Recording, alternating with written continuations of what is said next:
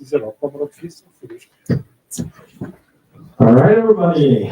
Hello and welcome to my talk about how to survive code signing in 2025. Quick introduction. Hello, my name is Christian. I'm a freelance software engineer and software architect living here in Schabetsberger in Linz. And I'm mostly doing C#.NET stuff. That's where I'm living. But I'm a freelancer. If you pay me, I will even do PHP. If you have any questions, you can reach out to me on Blue Sky. I'm also on Mastodon and on LinkedIn and all that other kind of stuff. So if you have any questions afterwards, or all the people online joining us here today, feel free to reach out there to me. Very recently, I also started hosting the .NET Stammtisch here in Linz together with a colleague of mine who's sitting here in the audience. So next meetup is on the 27th of May. I'm sure there are some .NET developers here today. Join us there. We got snacks, we got drinks. We got a big raffle this time. So you'll find all the relevant information behind this QR video. Also, if you cannot join on site, we have recordings from our talks, from our meetups on our YouTube channel. Again, all behind this QR. Advertisement done. Let's talk about code signing. Who of you is doing code signing right now? All right, actually, a couple of people with no idea what code signing is like at all. Also, okay, that's fine. That's fine. I'm sharing the presenter screen. Oops. Yeah, I think we can do that.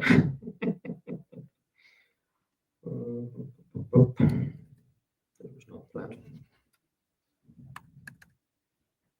Hello.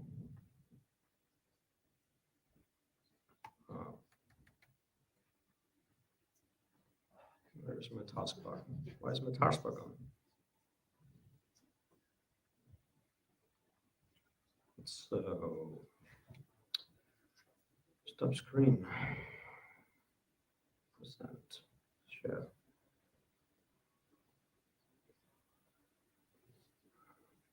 Share entire screen.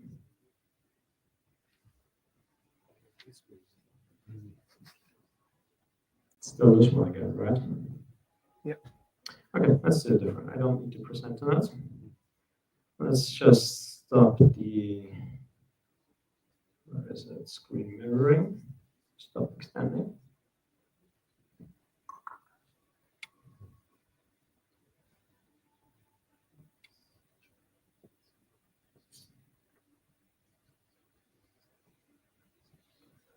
Oh boy. Does anybody want to tell any jokes while we figure this one out here? A little bit of stand-up. I think it's actually gone now. Fuck.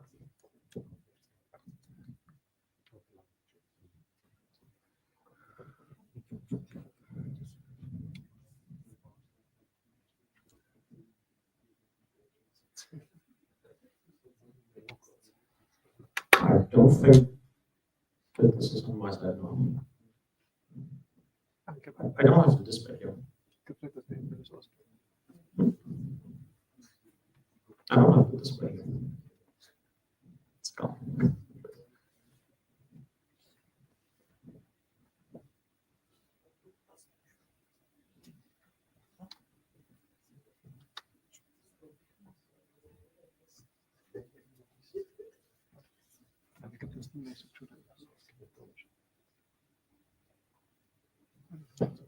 I don't think that is my laptop. Screen mirroring. I don't have it here as a display anymore. So it is really gone now. I can try to connect it to the other one.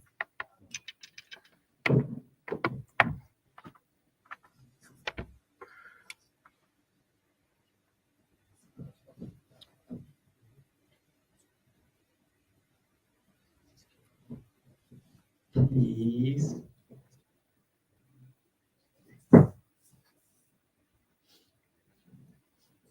Well, that's unfortunate.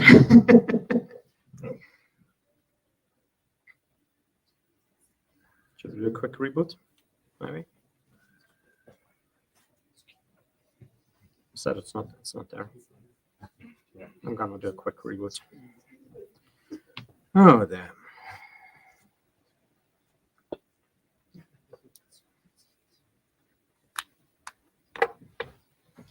So as mentioned, we are hosting our own .NET meetup. We're also recording the talks. And this is exactly the reason why we only connect one laptop per evening. Because HDMI cables are fiddly as fuck. Oh no, I tried to not swear and already did it. Okay, so we're going to do a short reboot. Hopefully that fixes things.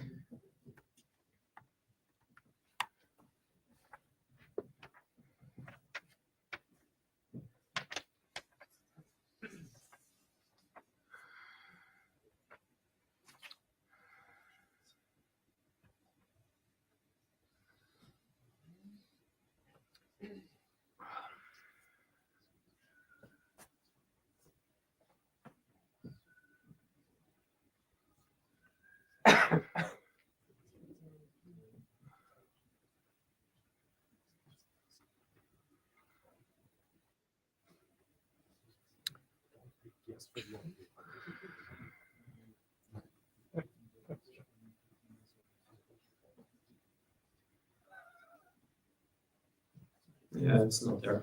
Is it possible that it might turn off something behind the scenes there? Maybe give it to me for a second. Don't do it. Yeah. Free.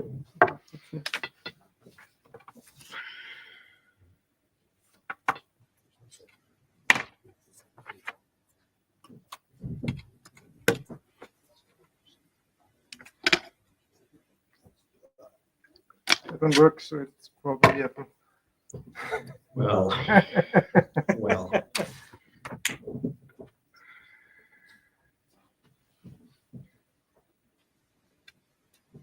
It disabled extend at some point. Yeah, but I can't re-enable it because the display is simply not there. That is the strange part.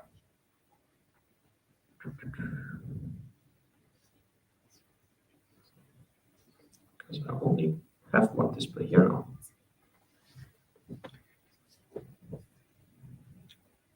Fuck.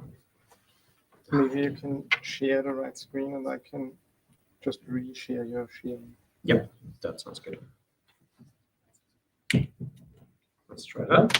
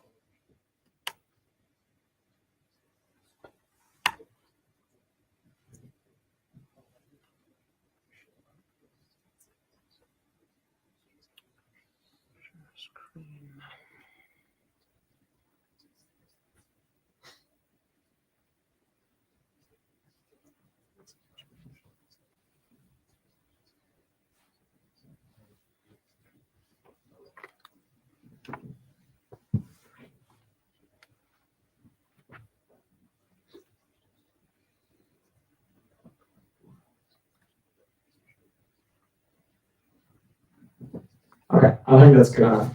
I'm going to start talking because I was run out of time. So let's talk about code signing. Some of you are doing code signing, some of you have no idea what it is about. That is absolutely fine. We're going to cover all the basics. So code signing, in the theory at least, is about authentication and integrity. With authentication, I mean, yes, that is me. So I'm the one who produced this kind of delivery with this kind of binary. So you're basically putting a stamp onto your code saying that, yep, that is coming from me. And you as a signer usually go through some kind of verification process with certificate authority out there. And therefore, the certificate authority grants you trust that the authority is represented by your users again because they trust into the certificate authorities. We'll be talking about that in a second too. The second part is about integrity. Integrity meaning, yes, that is the deliverable that I want to give to you. So you can't just change the code of a DLL, of an executable or assembly, and that change would not go undetected because you have signed it. As soon as you would change the code in the DLL, well, the signature doesn't fit anymore because it's using asynchronous encryption and making sure that it's kind of tamper-proof. And that not only helps against any kind of cyber attacks or against some cyber attacks, it also helps against technical failures. So I mean, we have a lot of fallback, for example, TCP connections too.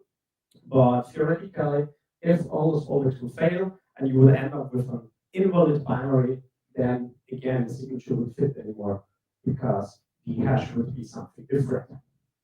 So much regarding the theory. What is the reality why companies are code signing?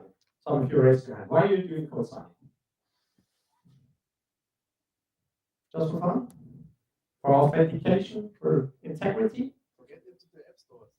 To add it to app stores, yes, that was also a good one. So some things require code signing, App Store, for example, but also if you're doing Windows drivers, you need to do code signing. For most companies, the reality is this one. A Microsoft smart screen filter, annoying thing. As you can see, it doesn't even have a run button here. It only has a don't run button. And just a little bit of a more information link up there. And if you click that more information link, then it will show the executable, the publisher, and only then it will present you with the run anyway button. And for us as technical people, that is hardly a challenge. But for the non-technical folks, this is a bummer because it says you Windows protected your PC. And thinking that this might not be a problem for non-technical folks, think about back again. Last Christmas, once in a year when you meet your whole extended family and have to fix all the technical issues. This is a problem. Good. There's also a second thing where code signing influences a little bit. This is the user account control. So that one still pops up, but it changes a little bit. So if you have something outside, it's like yellow screenshot here. It will show unknown publisher, and it will have this yellow background. If you're, however, signing your software, then it will show the verified publisher here, and the color changes to gray. At least that's from Windows 11. I'm not exactly sure how it looks in other versions of Windows. Good. There's also a difference between what kind of certificate you're using. There are two types of certificates you can use for code signing. One is the organizational validation, which is a more rudimentary check, probably like, yes, this business exists and you're in control of the business because you can answer to the email that is attached to the domain, which is a company kind of stuff. There's also the extended validation one. I can't really tell you what exactly is happening difference because certificate authorities also don't exactly invite you into the process, but there's probably just a lot more background checks that you're actually really the person or the entity that you say that you are. And this has a little bit of a difference, especially on the smart screen filter, on how it will pop up, because for organizational validation certificate, it might still happen that you sometimes see the smart screen filter. Simply when the certificate hasn't been widely received, same, but a smart screen filter, if you have an extended validation certificate, you basically get 100% trust right from the beginning. Good. Let's talk about what we covered in this talk. Because code signing is a broad topic, you can use it for a lot of different kind of things, and we need to focus a little bit there. So today we're only going to be talking about code signing for desktop applications, especially on the Microsoft Windows platforms, and we will check out different kind of ways on how we could achieve that. We will not cover any other kind of platforms. However, especially all the theoretical parts of our certificates and all those kind of things still apply to other platforms. The reason why we're not exploring other platforms is that the tooling to actually sign your distributable software, your delivery in the end, varies a lot. You usually need some specific tooling based on your platform, and that just adds a whole another level of complexity. We also want to be talking about web applications that are running as a kind of backend server, because while you could still do the same thing as I will show you here today, it isn't exactly necessary because you are in control of the system where the software is running, and therefore a completely different strategy applies to that one. As you're in control, you can run your own CA and you can basically make sure that even only stuff that you sign from your own CA is running there. If you want to do that on Q&A, it's just 2 recommendations. Check out CoSign from Google and check out the Q&A controller called Connoisseur. That's a good starting point to get that one rolling. But again, this would be a whole other talk, so we cannot cover this unfortunately. Also, it would be very interesting. Good. Let's talk about how co-signing works. Co-signing relies on the public key infrastructure that we not only use for co-signing, but also for other kinds of certificates like in the browser for TLS. Basically, it goes like this. You, as a software publisher, as a software company, go to your certificate authority and say, hey, I'm this kind of organization. I would need, or I want a certificate. And then the certificate authorities does some kind of validation and says, as part of the process, give us money, a lot of money. That's a lot of money. And if you pay that, it's a couple $100 usually, you will get a certificate that then you can use for the intended purposes, whatever you ordered. In our case, co-signing. You can sign your software, release it onto your website, your release server, website, whatever. And then the user can download that software. And usually the operating system or the browser or whatever kind of security software you have installed might then actually check for that code signing signature there. So in our case, it would be Microsoft Windows, and it would be Smart Scroll filter for checking that one out. Good. So this is how an executable would look like after you have code signed here. You can see this is a executable that's signed for me. So my company is going to fix it IT Solutions. And this is a valid certificate I did that yesterday. And then you could check out the certificate and all the kind of extra details in there. The question now is, how do our users or clients know to actually trust these certificates from the certificate authority? Because you can create your own certificates and just not trusted by anyone because they don't know you. That's the whole reason for certificate authorities. And the way this looks like is you have a list in your system. In this case, for example, it's a screenshot from Windows. If you open the management console and the snapping for certificates, you can see all the certificates. This are far not all. This is like still just going to E. It was way too big for a screenshot. And you can watch, you can see all the certificates that are pre-installed into your system. And this list is kind of, in this case, managed by Microsoft. They say which certificate authorities are granted trust. So this whole system of trust is basically based on trust again, because there is no final authority. There's just like a mutual agreement that yes, these companies are doing fine work and they can handle validating you to actually verify, yes, you are the company that you're telling about. Good. So much about the theory. Let's talk about the story behind this talk. This is a screenshot from February. This is when one of my build pipelines broke. And so I had to dig into that a little bit and realized the code signing certificate is expired. It's not valid anymore. And yeah, so Christian was stupid. I was stupid because I forgot to add a calendar entry like when my code signing certificate would expire. Fortunately, I'm not alone. A lot of companies have failed in that regard, especially with TLS certificates, Microsoft included. So I don't feel actually bad about it, but this is how it started. And I basically called the clients of this project and said, like, hey, we need a new code signing certificate. Can you please order a new one? And they were like, yeah, we'll do that. And I got a call back later, and they were like, yeah, our certificate authority doesn't sell code signing certificates anymore.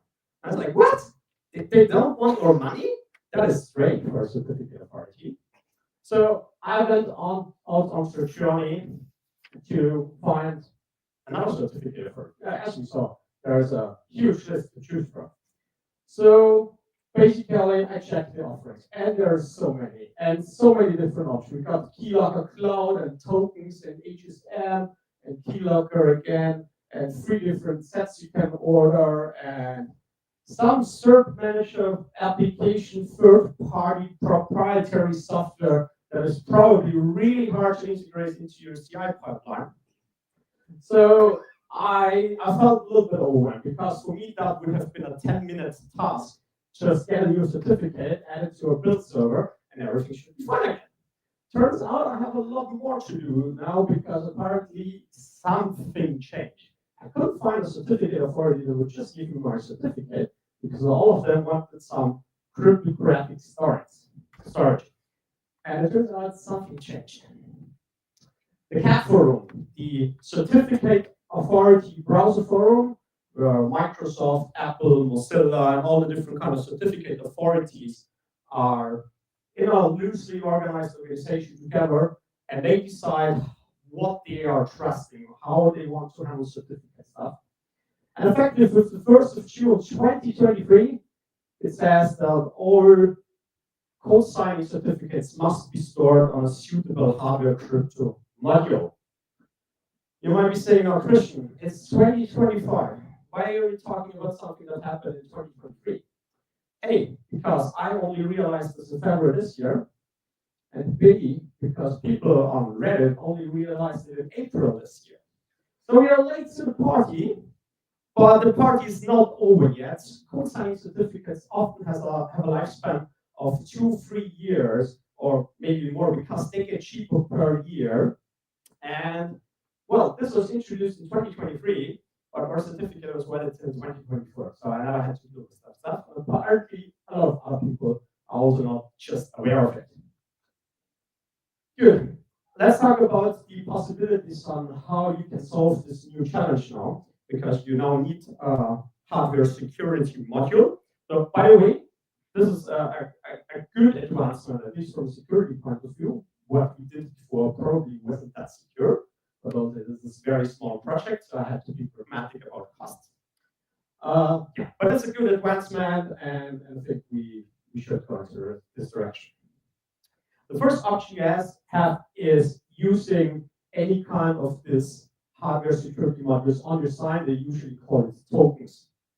And I probably can recommend this way, but I found maybe a possible solution how you could do this one. Let's talk about all the drawbacks. First, you need specific hardware to actually achieve this one, so it costs you extra money, at least initially. Also, there is no guarantee that the hardware supports all the kind of cryptographic algorithms that it will receive updates. So you might need new hardware in the future for that one too. Also, you need a physical port to connect to it. So, especially if you have multiple build server or you have your build servers in the cloud, having an actual physical port is kind of a challenge. Also, now you need physical security. If I'm importing a code signing certificate into my cloud-based build server, and that one is secure because I configured the firewall to only allow RDP sessions, for example, my static IP address, I feel quite safe. But if I'm having this USB token in the office, and then Steve comes around, do you really trust Steve? I would. Sorry, Steve. So that's another physical requirement now to make sure that you have the needed security within your office. And yes, you might have a server room where you can do that. But I also know companies where the server room wasn't locked, so every employee could have just gotten in there. Just an additional requirement. As we have seen on the screenshot before, all this kind of token stuff requires usually some kind of third-party software that they are including there, and it's probably a pain in the ass to integrate that one into an automated CI/CD pipeline, especially because some of them require you to enter a password each and every time you want to sign something. Really annoying for automated bots. So I don't think this approach is suitable for any kind of team scenarios where you do automated builds. If you're a small company, just single person or two, and you simply want to doing releases manually and just want to sign stuff, it might be okay. I found a possible solution on how to maybe integrate this one into an actual automation. It's called Virtual here. It costs about $50 for one license, but it's fine, I guess. And that allows you to share USB devices via network.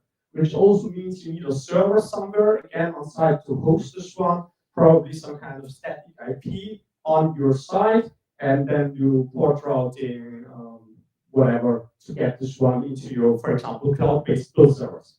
That could work. I cannot recommend this approach. This is probably a lot of pain, and it's just hacking a solution together. So let's talk about the more suitable approaches. And the first one, the first of the good ones, is using a cloud-based hardware security module. This conference is called Global Azure Austria. So let's talk about Azure Keyword, because that is exactly the thing. There would be offerings from other companies too, like AWS, I think the certificate manager, and HashiCorp has something. I'm sure a lot of other companies are offering similar services. So the Azure Key Vault has hardware security modules if you select the premium tier, not the basic one. Basic only software protected, that is not good enough for these new platform requirements. And Azure Key Vault offers you a security level of FIPS 140 level 2 or level 3. And that is exactly what is specified in the platform requirements. FIPS is the Federal Information Processing Standard that is used by the government of the United States. And level 2, level 3 basically says, okay, this needs to be something hardware, crypto, module, whatever. I think most of the stuff in Azure Keyword is now on level 3, just some old platform stuff is on level 1. Good. After you got your certificate, which we will check out in demo very soon, you need a way to sign it. And usually the way to sign stuff, co-sign your stuff, is by using the sign tool from the Windows SDK. I found, however, an open source project on GitHub, which is called Azure Sign Tool, which works very similar to the normal sign tool from the Windows SDK. Probably might be even using that behind the background. And you basically just fill out the different kind of values here, your key name and the address, your keyboard, all that kind of stuff. And then you should theoretically easily be able to use the Azure keyword to sign it. I have to be honest, I have never tried it out because certificates are expensive and I went with a different route. So we're gonna do a little bit of demo on how you would get this one started, but it won't be a full one, unfortunately.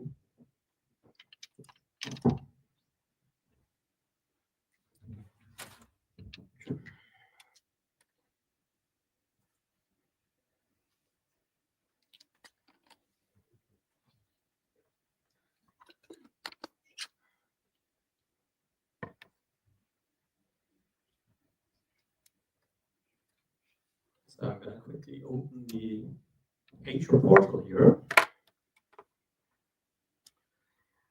And I've already pre-created the Azure Key Vault here. So we do not waste time with any kind of deployment. And within the Azure Key Vault here, there's a section called Certificates. And there's a button called Generate/Import. Is it big enough, by the way? Should be good. Good. So you can assign any kind of certificate name here, like GAA, code signing, demo, whatever, doesn't really matter. And then we want to create a certificate that is issued by our certificate authority. There are apparently 2 integrated ones now in Azure, so DigiCert and GlobalSign. I haven't tried out this approach as mentioned. Oops, let's go back here. So I'm gonna click certificate issued by non-integrated one because that's how I probably would know that it works, and then you can choose the certificate authority that fits your need and also is the cheapest. It already tells you here as a hint that you need to set the subject, so that is the common name of the certificate. That would basically be the name of your business. And then there are a couple of other configuration options. So usually we want to stay on PKCS number 12, and probably you need to set the validity period based on how long your certificate should last, based on what you order from your certificate authority. I'm going to keep this to 12 here. But there's something additional required in this advanced policy configuration here. And this is where my UX spider senses tingle a little bit, because what the heck is this? And it actually is important for a use case. So if we Google that one, yeah, so there's no Azure documentation. Actually, there is. Yeah, but it's not providing the thing I want. AWS has an awesome documentation for that. So let's use that one. And basically, it tells you this is the kind of usage type that you are allowed to use your certificate for. And if we see the .1 and .2 at the end here, that would be for TLS web stuff, which we don't want. We want code signing. So we need to set this one to a free here. And seriously, please provide some UX for this one. This is not nice. Also, a couple of other stuff we need to modify to be compliant with the CAP forum requirements. So your private key must not be exportable. That is exactly the thing to change. And then you can select the hardware storage module as your key type based on what your certificate authority would support. We're going to use RSA here. Same thing for key size. You need to check what your certificate authority supports here. And then we can click OK and create. And it doesn't allow it. Should we ask Copilot why? No, let's do it again. I'm just going to name it anything. Maybe you already had something like that.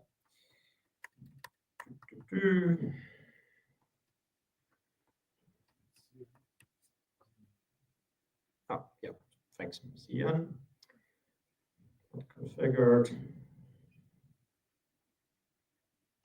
Remove the show name, export to RSA. Actually, it wouldn't really matter for the demo, but let's do it correctly.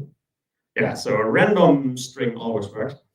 And then you can open the certificate here, click on certificate operation, and you can download the certificate signing request. So what the Azure Keywall did here is created its own certificate, and it's basically using that one to generate this certificate signing request. You can then take this certificate signing request, which includes the public key of the certificate that was just created, and the certificate signing request will get signed by the certificate authority with your public key that is in there, and then only the Azure Keywall with its protected private key can decrypt the final certificate.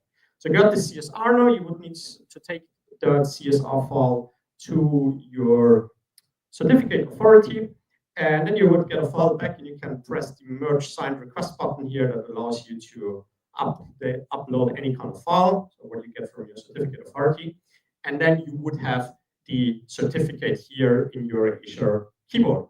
And that's the part where then you could probably use the Azure signing tool, as I showed you before, to sign your stuff. But I don't have a demo for that part because, again, it would require getting a hugely expensive co-signing certificate that I don't need. Good. Let's talk about the last approach, and that would be using software as a service. So I found an offering, a really awesome one. It's from Microsoft. It's called Trusted Signing, and it is basically code signing as a service in the Azure cloud. It's really cheap. It only costs about $10 a month, so about $120 per year. Just as a comparison, code signing certificates usually start in the range of 300 plus, more into the direction of 500, 600 euros, again, depending on the certificate authority, and if you're using organization validation or independent validations, all that kind of stuff. As it's a cloud offering, it has some limits, so 5,000 signatures are included.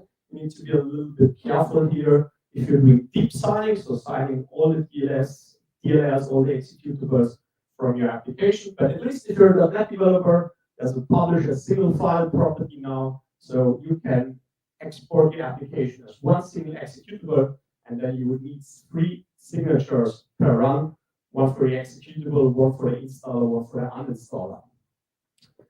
Certificates also come with a very short lifetime. You get a new code signing certificate each and every day. Each certificate is only valid for 4 days. And that is kind of what the CAP forum generally agrees on, that they want to reduce the amount of, so the time to live of any kind of certificates. Because the reason for that is security feature again, or more like a security failure, because the shorter the lifetime of the certificate, the less likely it is that it can get abused for a long time if there should be a breach. yes, theoretically there's certificate revocation. Who actually knows how to do that? Because it certainly ain't to me, probably it would involve or certificate authority, tell them, hey, sorry, that will get breached, I got breached, can you please revoke it?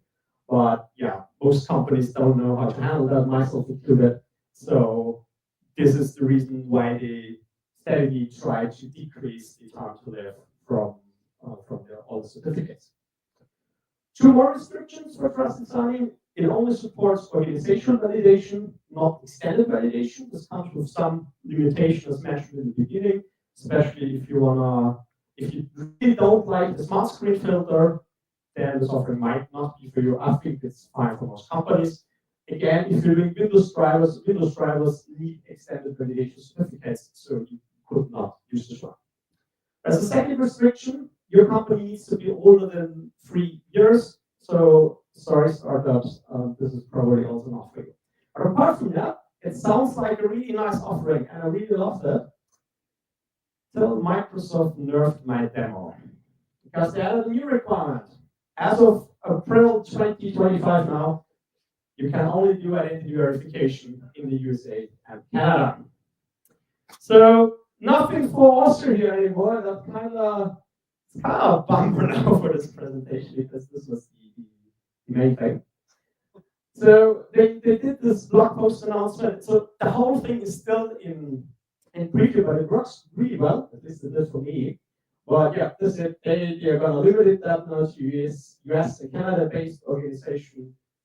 I heard it might go out of preview still in Q2 this year. At least that's one individual team member mentioned on GitHub that it might be like that. We have the Microsoft build upcoming in a couple of weeks, so maybe it's connected to that. We don't know, and I would assume that they might extend the support countries in the future again. That they just need some time to figure out how to do proper business validations, all the different kind of countries. But yeah, so far it's only available there. And I think I understand why they added that requirement. So this is a news article from a German news portal called Only, which is quite famous in the German-speaking community. I'm going to translate it for our English friends here.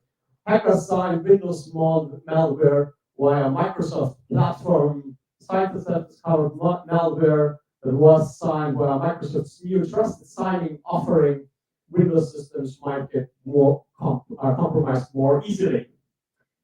So yeah, kind of backfired for them, I guess, and I think that is the reason for these restrictions, because it's probably a lot easier to just simply create a new company in some countries, and I guess it's a lot harder to do that, for example, in Austria or also the USA or Canada.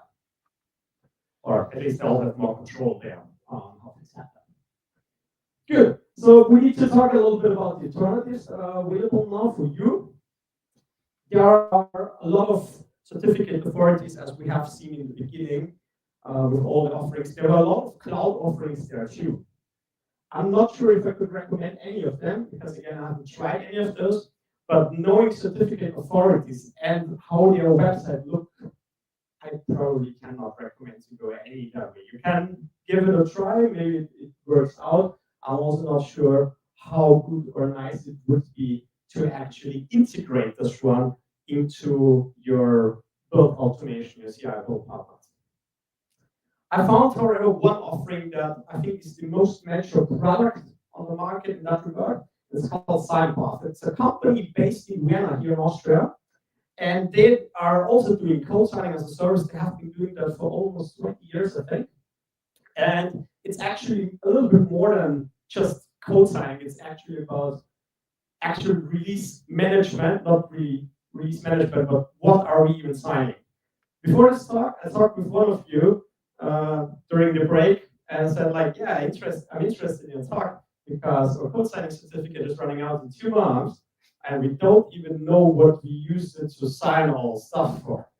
So that's kind of the thing they cover a little bit to make sure that you have some kind of release management, they have artifact storage, storage retention, all that kind of stuff. It also comes with its own limits. Also, that thing supports extended validation certificates. So if you're doing Windows drivers or want more, that is the way to go. Also, they have a free offering if you're doing open source stuff. So if you're an open source maintainer, check this one out. This is really, really awesome. Good. Now let's do the demo that I can still do, but you can't. Because fortunately enough, it's not available to new customers anymore, or unfortunately enough, but it's still available for customers who created it before the 2nd of April. I did this one back in February, March. So first of all, I'm gonna showcase this here today on Azure DevOps using Azure pipelines. There is a task for that you can install from the marketplace, but there's also one for GitHub Actions. However, it is not required to use any of these tasks. As you will see in the demo, it basically is just using the standard sign tool from the Windows SDK. So that is also kind of limited. You need to run this stuff on a Windows-based build server. But yeah, that is kind of expected if you want to do Windows-based stuff, because we're doing code signing for the Windows platform here today. So this is my repository. It's very small. It's just basically Hello World program, not really interesting. But let's talk about the pipeline. So this is the pipeline I came up with. It's quite simple. As said, you need a build agent that is based on Windows, because otherwise you can't do the code signing. Then I linked a variable group here that I have defined in libraries here. That's where I store all my secrets. So because I don't want to give you my code signing certificate, sorry. And this part is not quite interesting. It's just building the stuff. And this is basically the task that then gets executed for the code signing. It's the Visual Studio client.trusted signing.trusted signing.trusted signing. Thanks for that, Microsoft. But it's quite easy to use. So I went the way using a client ID and a client secret to authenticate with Azure, because it's the easiest one for showcasing this one, but far not the best one. So there are a lot of ways you can identify with Azure using federated authentication and service principals. I basically manually created an app configuration within the Azure portal, and I got the client ID, client secret, and that's the way how I'm authenticating here. Then you need to set some stuff, and these are the things that come from the Trusted Signing offering on Azure that we're going to check out now. So you can just create a new Trusted Signing account here on Azure. Again, it costs $10. And then you need to go to identity validation, and you click a new identity, public, and then you fill out all the things they want to know about you, and select the country, Austria, of course, here it's not available anymore. And then you create it, and then it will do the validation. This can take minutes, hours, days, depending on how long they need to take to verify that you are the person you're saying you are. For me, I think it took seconds. I was like, create and grab something to drink, because I assumed this would take some time. And when I come back, it was already green. So I cannot tell you how long it took, but it was really fast. So I get the green check mark here. It expires in 2027. I probably should add a calendar entry for that to not repeat the story we had here today already. And then you can go to certificate profiles and create the new certificate profile. I'm gonna click on public trust test now, because I already have a public trust certificate. There's a limit in the basic tier that you can only have one per type. But basically, you just need to assign some name, like Global Azure Demo Code Signing, whatever. And then you select the identity validation that you want to use for this one, and you can click Create. And that's everything. That's everything you need to set up, besides all the permission stuff, of course, on how to use things in Azure. And now you can see this is the list of all the code signing certificates I got. You can see that only the last 4 years are still active. Everything else is already expired. Again, very short lifespan of the certificate. And you get a new one basically on a daily basis. And those are the things that you need to specify here. Besides the authentication to Azure itself, You need to set the correct endpoint. So trusted signing is available, I think, in 6 regions. It's like West Europe, North Europe, East USA, the other USA, and some other two, I don't remember. Just make sure that you set the correct URL here. And then you need to set the account name, which is the one up here from your Azure resource. And the second part is the one from your certificate profile that you want to use. And then you can simply say, okay, please sign everything in this folder with this filter. There are a couple of other properties on how you can select what you actually want to do here. And that's kind of it. So we're gonna quickly switch over to a virtual machine I have running here. So this is Windows 11 for ARM because I got an Apple Silicon CPU here that is ARM based. So, but if I go in here, I can download the drop here, my build artifact.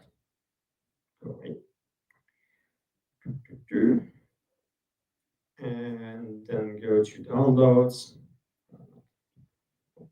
Once back. Extract all.